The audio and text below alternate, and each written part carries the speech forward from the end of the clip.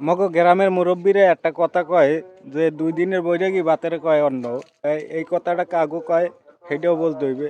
এটা হইলো যারা ওই অল্প দিনে বড়লোক হয়ে যায় বা বড় একটা ক্ষমতা বা নইয়ে যায় হ্যাঁ গো কয়। তো ক্ষমতা বা নইয়েই সেই ক্ষমতার গরমে এত বড় বড় কথা কয়। এই লিগিয়া এই গ্রামের মুরব্বীরে কয় 2 দিনের বৈরাগী বাতেরে কয় অন্ন। তো এইরকমই হইছে এনসিপির নেতাদের অবস্থা। জামাতের 10 দলীয় জোটের এনসিপির নেতাদের অবস্থা এরকমই।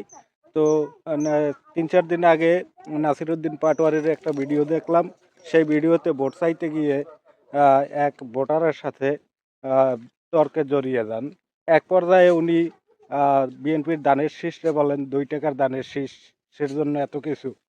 তো আমার একটাই কথা, যেটা হলো ওর যখন জন্ম হয় ওর জন্মের আগে দানের শীষের জন্ম হয়, তাহলে ও কেমনে 2 দিনের একটা দল গঠন করেই দানের শীষে 2 টাকার দানের শীষ কইল?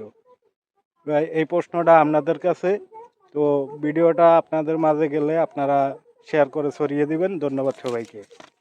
দেখা হবে নতুন কোনো ভিডিওতে। আল্লাহ হাফেজ।